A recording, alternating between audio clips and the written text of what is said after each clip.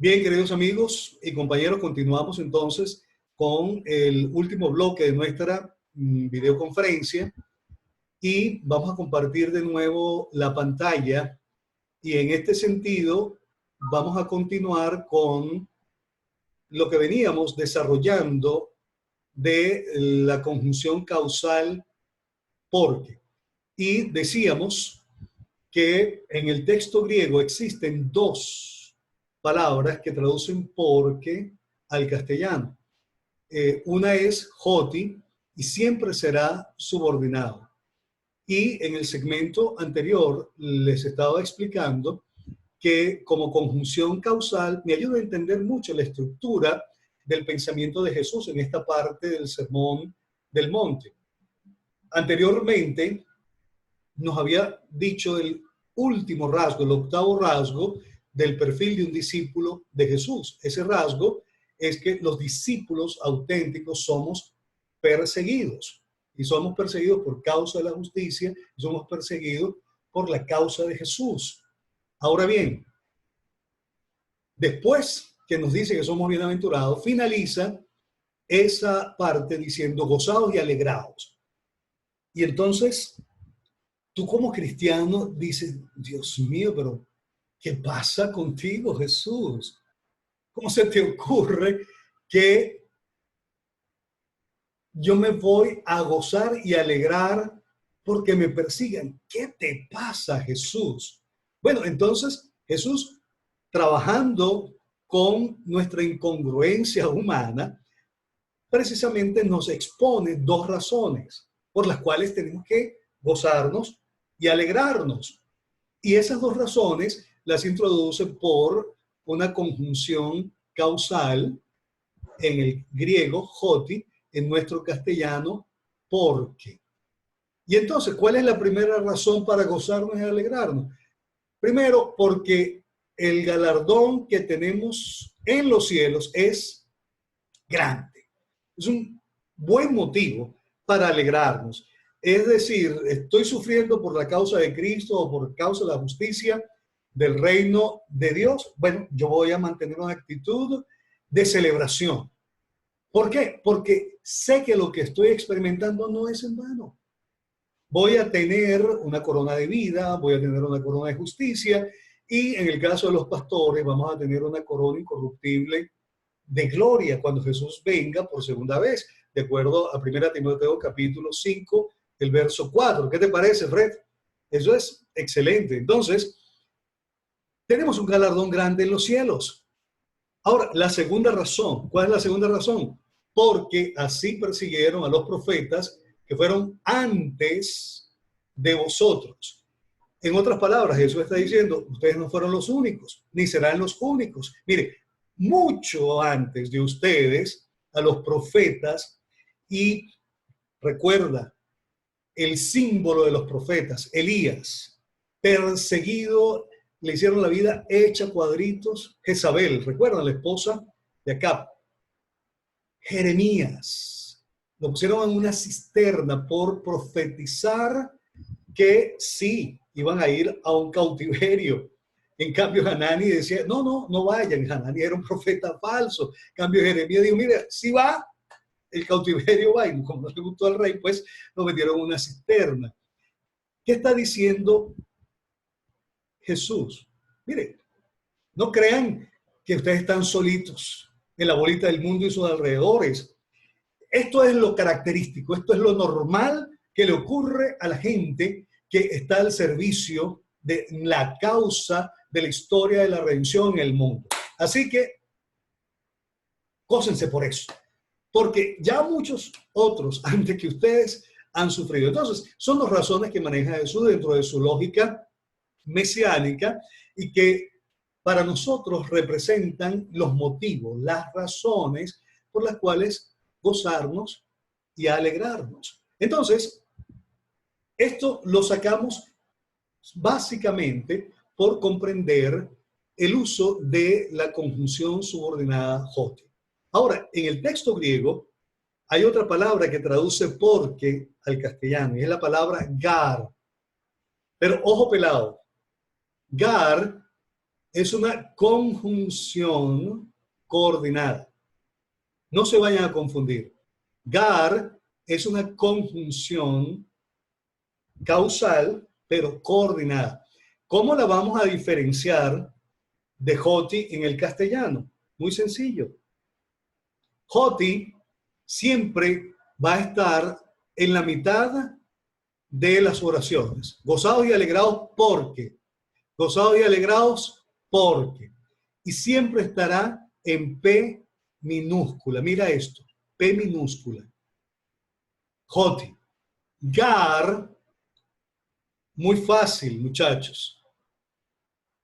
Siempre va a estar al principio de la oración. Siempre. Y va a aparecer con P mayúscula. Aquí lo vemos. Al principio de la oración y con P mayúscula. Mire, ahí no hay PL. ¿Qué significa esto? Que cuando el autor utiliza gar, es porque la razón que está introduciendo es una razón de tanto peso que está al mismo nivel de lo que ha dicho anteriormente. Por ejemplo, en este texto, ¿qué ha dicho Jesús anteriormente? Verso 19 de Mateo 5. De manera que cualquiera que quebrante uno de estos mandamientos muy pequeños y así enseñe a los hombres, muy pequeño será llamado en el reino de los cielos. Punto y coma. Más, ese más, que sin acento, significa pero. Pero cualquiera que los haga y los enseñe será llamado grande en el reino de los cielos. Punto y aparte. Y entonces viene el verso 20, porque os digo. La razón que va a introducir no es una razón que tiene una relación de subordinación. No, es tan importante, tiene tanto peso esta razón que está al mismo nivel de lo que ha dicho en el verso 19 anterior. Entonces, cuando nos encontremos con una conjunción porque al principio de la oración y en mayúscula, simple y llanamente estamos hablando de gar, y es una causa, pero es coordinada, tiene el mismo nivel de lo que ha dicho el autor anteriormente. Sigamos avanzando. Tenemos las conjunciones concesivas. Estas conjunciones concesivas permiten una situación para que se dé otra. Y es como una especie de permiso que se da dentro del contexto de lo que se está hablando. Por ejemplo, aquí tenemos aunque, a pesar de, aun cuando. Disculpen. ¿Cómo utilizamos esto? Muy sencillo. Aunque no estudies morfosintaxis por Jorge Cotos, la vas a comprender porque yo la voy a explicar. Allí hay una concesión, una especie de permiso. Aunque no estudies morfosintaxis por Jorge Cotos, tranquilo, tranquilo, Fred. Lo vamos a comprender porque yo lo voy a explicar con detalle en la videoconferencia. Eso se llama una oración subordinada concesiva. Las oraciones, las conjunciones, perdón, subordinadas comparativas establecen comparación. Tú eres más inteligente que otros. Tú eres tan inteligente como otros. Tú eres menos inteligente que otros y así sucesivamente. Son comparativas y por eso se llaman conjunciones comparativas, pero establecen precisamente una relación de subordinación. ¿Cuál es la parte que va a estar subordinada? La que comienza con más. Tú eres más inteligente que otros. Entonces, esa es la relación de subordinación. Voy un poquito rápido porque quiero detenerme aquí en las conjunciones finales. Conjunciones finales significa que expresan un propósito, que expresan una finalidad. Y las que conocemos en nuestro castellano son para qué. Fíjate, todo esto es una conjunción. No es que para es una preposición y que un pronombre relativo. No, la combinación de ambas, para qué, simplemente es una conjunción final o una conjunción de propósito. También a qué. Y tenemos entonces algunas locuciones de adverbiales de propósito, como es el caso de a fin de, con objeto de, con la intención de, con la finalidad de, con el propósito de. Son locuciones adverbiales de propósito. Pero digamos que la básica es para qué o a qué. Aquí, por ejemplo, si me detengo, oye, esto no va aquí. Esto lo voy a corregir para enviárselos. Aquí tenemos del Sermón del Monte también, Mateo 5, pero en este caso el verso 44 y 45. Pero yo os digo, está hablando Jesús, amad a vuestros enemigos, bendecid a los que os maldicen, haced bien a los que os aborrecen, y orad por los que os ultrajan y os persiguen. Punto y coma, viene el verso 44. Para que seáis hijos de vuestro Padre que está en los cielos.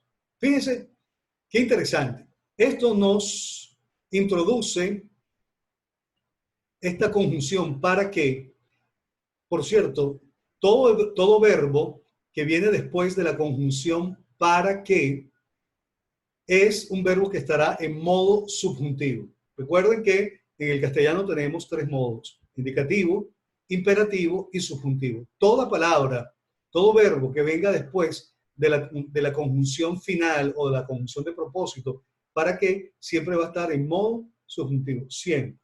Por eso, esto indica propósito, para que seáis hijos de vuestro Padre que está en los cielos. Fíjense cómo nos ayuda esta conjunción final o conjunción de propósito a entender el texto bíblico y nos confronta. Fíjate, Jesús está corrigiendo la tergiversación que los ancianos de Israel, Shammai y Gislel, habían hecho respecto al mandamiento: amarás a tu prójimo como a ti mismo. Y le metieron una coletilla en la halakha, que es el nombre técnico de las tradiciones de los ancianos, y esa coletilla es: y aborrecerás a tu enemigo. Bueno, Jesús dice, mira, no sigan esa halakha. Cuando Jesús utiliza la fórmula oísteis, que fue dicho, se está refiriendo a la halakha, a las tradiciones orales de los ancianos de Israel. Entonces, él va a dar la correcta interpretación del mandamiento: amarás a tu prójimo. Y la correcta interpretación es que debes amar a tus enemigos, bendecir a los que te maldicen, hacer bien a los que te aborrecen, orar por los que te ultrajan y orar por los que te persiguen. Ah, pero ¿para qué tienes que hacer eso? Aquí viene la conjunción final: ¿para qué? Y esto es muy confrontador, sobre todo en medio del contexto en el que nosotros nos encontramos, donde tenemos un gobierno que genera opresión e injusticia sobre los venezolanos. Esto es indistintamente de la postura ideológica que cualquiera de nosotros pueda tener, la cual yo respeto. Pero es muy cierto, y me refiero pues a los hechos que son públicos y notorios, que estamos viviendo en opresión y en injusticia.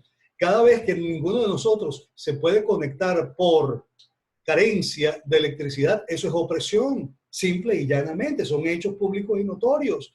¿Opresión por qué? Bueno, porque el presupuesto que había para hacer mantenimiento a Guri, pues simplemente se lo robaron, y eso es un hecho público y notorio también, y aquí tenemos una periodista que nos puede refrendar de Venevisión, Zulimar, que le hace seguimiento a la parte política aquí en Venezuela, para que lo sepan todo. Ahí está.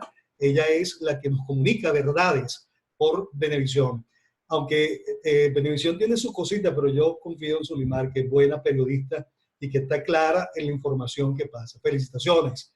¿Cómo están los concursos y los Guaycaipuro y todas esas cosas, Zuli? ¿Van bien? Pronto vienen dos, junio, Pronto julio, por vienen ahí. dos. Excelente, excelente, Zuli. Bien, Mañana. ahora, esto nos confronta, porque ante quienes nos generan opresión e injusticia, tenemos que amarlos, tenemos que bendecirlos, tenemos que hacer bien, tenemos que orar por ellos. ¿Qué les parece? ¿Y para qué tenemos que hacerlo? Para que seáis hijos de vuestro Padre. ¿Cuál es la diferencia del venezolano cristiano, auténtico discípulo de Jesús? Que en lugar de gritarle, ¡Maduro!, simplemente lo amamos, oramos por él, lo bendecimos. Oye, Jorge, pero tú estás loco.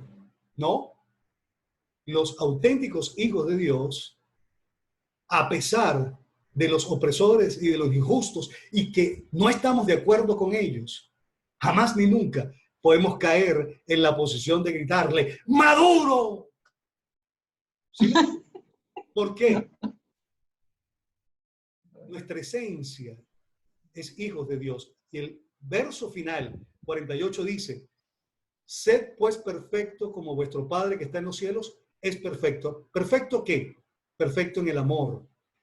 ¿Cómo ama Dios? Dios ama sin parcialidad. Dios ama y hace salir el sol sobre justos e injustos, sobre buenos y malos, hace llover. Entonces, aquí está una conjunción final que me ayuda a ubicarme en el panorama de cómo tengo que vivir como hijo de Dios en Venezuela.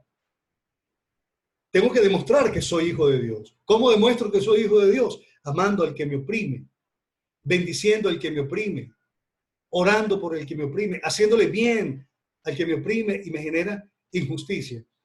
Así es el Evangelio de Jesucristo. Así de sencillo. Así que, bueno, simplemente escogí este texto porque creo que es útil para nosotros en el contexto en el que vivimos. Pero puede ser que cualquiera de los que está en el curso tenga un jefe desgraciado que le genera opresión e injusticia. Igual aplica. Para demostrar que somos hijos de Dios, tenemos que amar, bendecir, hacerle bien, orar por él. Así de sencillo. Así que así es la vida cristiana. Bien, tenemos conjunciones de lugar, dónde, a dónde, más fácil de identificarlo. Tenemos conjunciones de tiempo, cuando el artículo contracto al más infinitivo, al llegar aquí. ¿Se acuerdan de la canción? Al llegar aquí, me sacó el pañuelo. Bueno, eso es una construcción temporal. Mientras, después que, antes de que, no bien, de que, ahí están todas y las pueden revisar con más calma.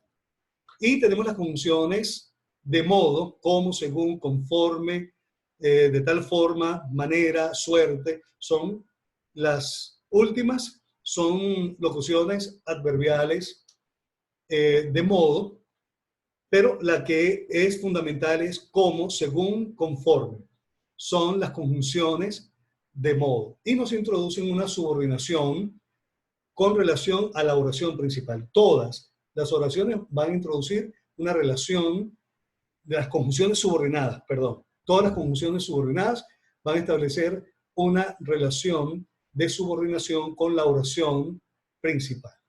Bien, aquí tenemos un ejercicio, que es el texto de Mateo 5, 20. Porque os digo que si vuestra justicia no fuere mayor que la de los escribas y fariseos, no entraréis en el reino de los cielos. Le recomiendo que se meta en mi Facebook, en el muro de mi Facebook, y oiga la predicación de ayer. Esta parte es realmente interesantísima, no porque la prediqué yo, sino porque está en el texto bíblico y simplemente vale la pena entender bien qué es lo que Jesús está diciendo, pero no voy a profundizar en eso, simplemente váyase a mi muro en Facebook y perfectamente puede escuchar más de lo que allí expuse, ¿no? Pero aquí, ¿en qué consiste el ejercicio? Identifiquen ustedes cuáles son las frases preposicionales que están en el texto, qué tipo de relación establecen y cuáles son las conjunciones que encontramos en el texto. Conjunciones coordinadas o coordinantes, perdón, y conjunciones subordinantes. A ver, rápidamente, tenemos el texto allí. Vamos a identificar cuáles son las frases preposicionales que tenemos aquí en el texto.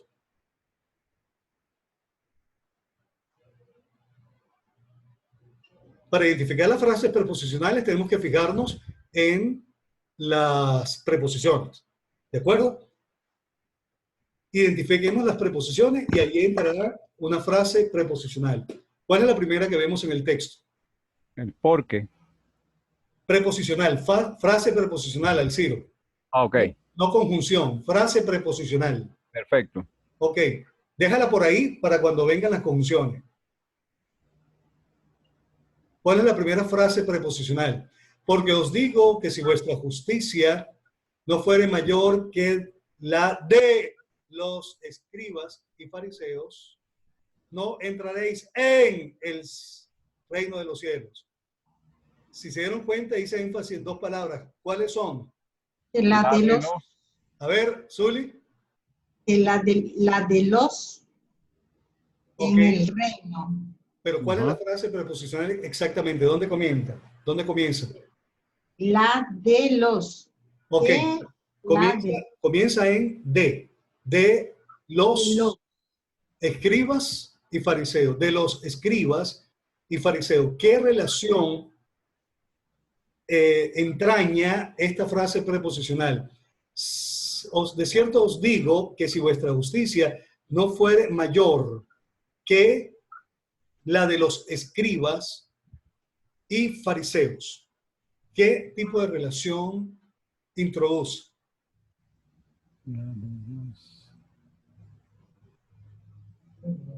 A ver, mira que el tiempo es inclemente. ¿Qué tipo de relación introduce? Sacha está escribiendo en el chat. ¿Cómo dice? Sacha está escribiendo y dice que es instrumental. Instrumental. No, Sachita, no es instrumental. Si la justicia no fuese mayor que la de los escribas y fariseos.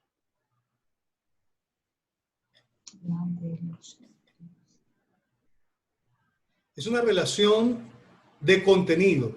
La de contenido es difícil de identificar. Yo me pregunto, ¿mayor que qué? Si hay algo que me demanda un contenido, es esta expresión mayor que. Si yo digo, si vuestra justicia no fuese mayor que, ¿a ustedes les parece que la idea está completa? No. No, no está completa. Demanda un contenido, ¿sí o no? Bueno, ese contenido lo encontramos aquí. No fuese mayor que la de los escribas y fariseos. Muy bien, entonces establece una relación de contenido. Ahora, ¿cuál es la otra frase preposicional y qué relación introduce? En el reino. En el reino. La frase es en el reino de los cielos. Toda la frase preposicional. ¿Y qué tipo de relación establece en el reino de los cielos? Del lugar. Del lugar, muy bien, del lugar. Entonces, Jesús está diciendo, porque si nuestra justicia no supera a la justicia de los religiosos, escribas y fariseos, va a ocurrir algo. Y es que vamos a quedar por fuera del reino igual que ellos. En la predicación explico muy bien esto. Revísenla porque no tengo tiempo para hacerlo ahorita, pero les animo a que lo hagan. Decían que la preposición de los La primera, la de los escribas. ¿Sí? De los- Mayor, la de los escribas es De contenido, contenido. relación de contenido, sí. Mayor que ¿qué? La de los escribas y fariseos. Muy bien. Ahora, fíjense lo siguiente. Aquí tenemos una frase preposicional que la vamos a tomar completa en el reino de los cielos. Habla del lugar. Ahora, simplemente, si no excedemos a la justicia de los religiosos, no te vistas que no vas. Revisen el video y van a entender muy bien todo esto, ¿no? Ahora, ¿qué conjunciones tenemos aquí? Alciro, destácate. Ahí tenemos el porque Muy bien. con mayúscula y empezando la oración. Ok, ¿qué tipo de conjunción coordinada es? Esta es la del, no recuerdo el nombre, pero creo que viene del Gar. griego gal, ¿no? Gar, No, gar. Gal, del griego gal, no te escuché, Alciro. ¿Qué dijiste? ¿Qué tipo de conjunción es? que es la que proviene del griego gal. Ok, pero ¿qué relación introduce? Propósito, modo, lugar, tiempo, causa. Causa. Una conjunción Causa. causal. Muy Ajá. bien. Mosca, Causa. es causal. Muy bien. Causal. Ahora, noten que por por estar al principio y estar en mayúscula, ¿qué ocurre? Simple y llanamente, se trata de una razón de tanto peso que está al nivel de lo De la que idea expliqué anterior. anteriormente, lo cual ya expliqué. Ahora, ¿qué otra conjunción tenemos en el texto?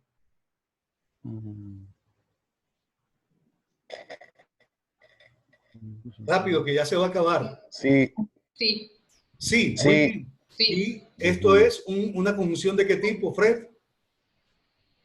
Condicional. Condicional. condicional, Muy conjunción bien. condicional. Aquí tenemos una oración condicional que tiene apódosis y tiene prótasis. Apódosis parte principal y apódosis parte subordinada.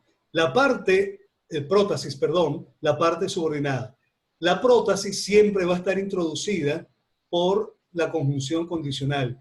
Si vuestra justicia no fuere mayor que la de los escribas y fariseos. Esa es la prótasis. Ahora, la apódosis es no entraréis en el reino de los cielos. ¿De qué depende que tú y yo entremos al reino de los cielos? De acuerdo a este texto, De nuestra justicia. de que nuestra mayor justicia... Que si no fuese justicia, sea mayor que la de los escribas. Muy bien. Vean la conferencia y entenderán mucho más esto. Ahora, quiero llegar al final, que ya nos queda muy poco. Este es un texto muy famoso. El texto de Efesios 4, 11 al 13. Muy mal utilizado por los que defienden la figura de los 5 ministerios y muy mal utilizado por los que niegan la posibilidad de tener 5 ministerios vigentes en el día de hoy. Yo respeto lo que usted pueda creer al respecto, pero vamos a entender un poquito desde el punto de vista sintáctico. Esto es lo que vamos a aprender a hacer con este curso de morfosintaxis. El texto dice, y él mismo constituyó a unos, y aquí viene el complemento directo, apóstoles, a otros profetas, a otros evangelistas y a otros pastores y maestros. Luego viene, miren esta flechita que tenemos acá. Esto indica complemento directo. ¿A quién constituyó? A esta gente. Ahora, aquí tengo conjunciones finales a fin de perfeccionar y para la edificación. Estas conjunciones finales, ¿qué indican? Condición, causa, propósito, resultado. ¿Qué indican a fin de para la edificación? Rápido, que se nos va el tiempo. Propósito. Propósito, muy bien, Alcino, perfecto. Entonces, él mismo constituyó a esta gente, ¿para qué? Para 2 propósitos. Perfeccionar a los santos para la obra del ministerio. Segundo propósito, para la edificación del cuerpo de Cristo. Ahora mira esta flechita que tengo acá. Hasta que todos lleguemos. ¿Qué es hasta?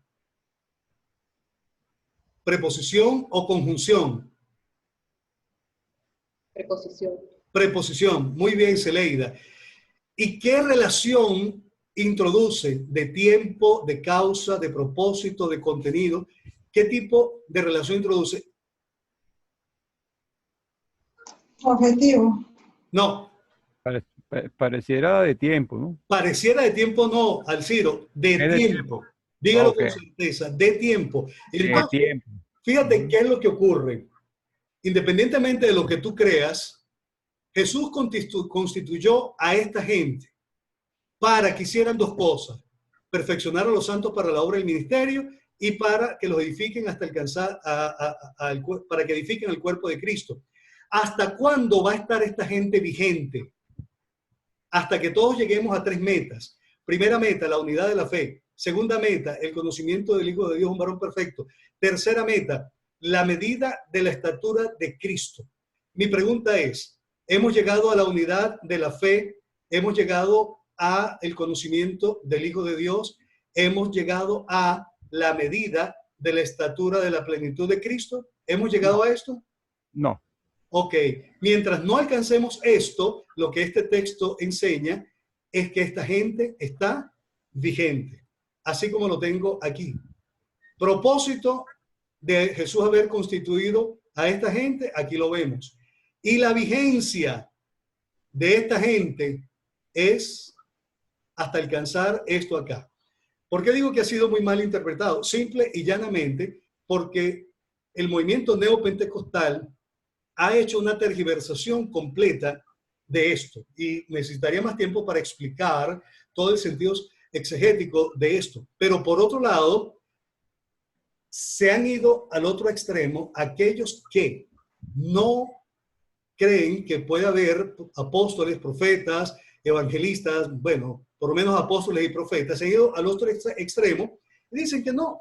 Pero en una sana exégesis vemos que definitivamente este personal constituido por Cristo tiene un propósito y tiene una vigencia. Fíjense, esto en el griego es la palabra mechri, que es un adverbio. En el griego es un adverbio. Igual tiene una relación temporal, adverbial. Entonces, miren qué interesante es manejar la morfosintaxis. Nos ayuda a interpretar el texto de manera bien interesante. De acuerdo a este texto, sí es posible que tengamos apóstoles, profetas, evangelistas, pastores y maestros en el día de hoy, pero esto está dentro de una justa relación, no como el neopentecostalismo lamentablemente lo ha desfigurado y han hecho de esto una teología prostituida. Y me perdonan la expresión, pero eso es lo que es. Pero por otro lado, hay quienes se han ido al otro extremo y no se han dado el permiso de una exégesis sana para ver la vigencia de este equipo establecido por Jesucristo, constituido por Jesucristo, para llevar a cabo dos tareas: equipar a los santos para la obra del ministerio y edificarlos hasta que todos lleguemos a esto: la unidad de la fe, a el conocimiento del Hijo de Dios, a un varón perfecto, y a la medida de la estatura de la plenitud de Cristo. Hasta cuando no se alcancen estas tres métricas, esta gente estará vigente. Que hay que verlo dentro de la justa dimensión teológica que esto representa. Sí, que existe una diferencia de apóstoles del Cordero que Jesús constituyó para que estuvieran alrededor de él, sí, y que existen apóstoles que continuaron con la misión, caso Bernabé, caso de el apóstol Pablo.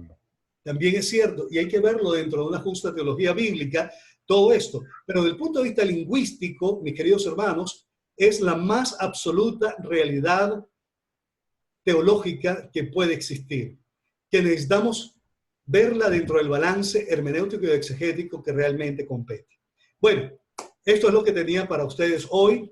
Pueden hacer preguntas por el chat de lo que ustedes quieran. Pueden ver la grabación posteriormente en el canal de YouTube de Didáctica Teológica, pero el tiempo ya ha muerto y pronto nos vamos a quedar desconectados. Así que quiero agradecerle muchísimo su participación a todos y quiero invitarlos a que puedan revisar todo esto en el canal de YouTube, porque sé que es mucha información y que no se va a fijar en una clase. Esto hay que verlo, hay que reverlo, hay que estudiarlo, hay que meterse duro contra esta información para poder dominarla.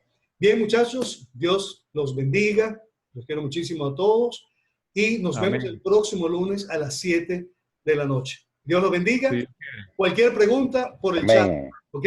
Bendiciones para todos. Bye, bye. Buenas noches. Amén.